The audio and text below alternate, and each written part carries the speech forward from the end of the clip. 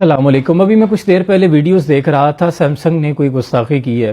اس حوالے سے بہت سے لوگوں نے مجھے کامنٹس بھی کیے کہ آیا کہ یہ کون سا ماجرا ہے، اس میں کیا ہے۔ لوگوں کو ابھی تک اس بارے میں کوئی خبر نہیں ہے، اور میں نے سوچا کہ اس کے بارے میں سرچ آؤٹ کروں۔ وہ کوئی کسی جگہ پہ آ رہا ہے کہ بار کوڈ میں کوئی اس طرح کی گستاخانہ بات ہے، کوئی وائی فائی کے پاسورڈ کے حوالے سے، تو اس کے بارے میں حتمی ابھی تک ایسی کوئی چیز نظر نہیں آئی کہ آپ کہیں کہ یہ کوئی گستاخی کے زمرے میں آتا ہے۔ نبی کریم صلی اللہ علیہ وسلم کی شان پہ ہمارے ماں باپ، ہمارے بچے، ہمارا مال و جان سب کچھ قربان، فدا کا امی و ابی یا رسول اللہ۔ لیکن اس کے ساتھ ساتھ ایک شہری ہونے کے ناطے، ایک انسان ہونے کے ناطے ہمارا یہ بھی فرض بنتا ہے کہ ہم اس پہ کچھ تحقیق بھی کریں۔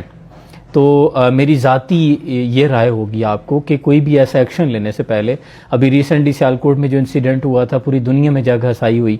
ہم تنقید کا نشانہ بن رہے ہیں کہ ہم میں شدت پسندی آ گئی ہے۔ اسلام تو وہ ہے کہ جنہوں نے یہودیوں کے حقوق، اقلیتوں کے حقوق کا بھی تحفظ کیا،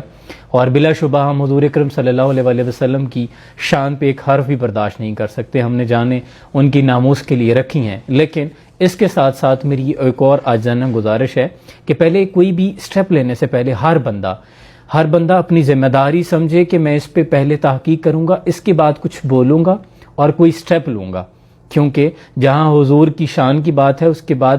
ساتھ میں یہ بھی آپ نے یاد رکھنا ہے کہ ایک ناحق انسان کا قتل پوری انسانیت کا قتل ہے۔ پھر آپ نے املاک کو نقصان پہنچانا ہے، یا کسی کی دکان کو، کسی کے موبائل فون کو اس نے پیسے دے کے خریدا ہو، بیچارہ غریب ہو، اس سے پہلے کہ آپ کچھ اس طرح کے معاملات کریں جو کہ بجائے ہمارے کوئی ہم نیک کام کرنے کے بجائے اپنے کھاتے میں گناہ ڈال لیں، تو اس سے بہتر ہے پہلے اس پہ تحقیق کریں۔ میں نے 2-4 جگہوں پہ سرچ کرنے کی کوشش کی، لیکن مجھے ایسا کوئی پوائنٹ ابھی تک نہیں ملا، کلیئرفیکیشن نہیں ہو رہی۔ آپ کے پاس کوئی ہے تو کامنٹ میں مجھے مینشن کرے،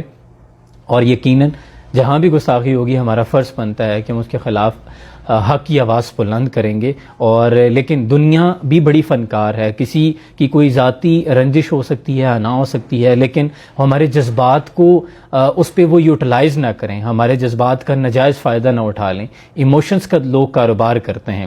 اور دنیا تو فنکار ہے اس درجہ کہ پل بھر میں سنگ در کعبہ سے بھی اصنام تراشے، اور تم کون ہو کیا چیز ہے داغ کبابی، لوگوں نے تو جناب مریم پہ بھی الزام تراشے۔ ہو سکتا ہے کسی کو ذاتی کو رنجش نہ ہو، لہٰذا واللہ اعلی اللہ بہتر جانتا ہے، لیکن ہمارا یہ فرض بنتا ہے کہ ہم ہر معاملے کو تحقیق کر لیا کریں۔ یہ ہماری ذمہ داری ہے بحیثیت شہری ہونے کے ناطے، اور اللہ آسانیاں حاصل اور تقسیم کرنے کا شرف عطا فرمائے، اس بات کا لازمی خیال رکھنا ہے۔ جزاکم اللہ خیرہ۔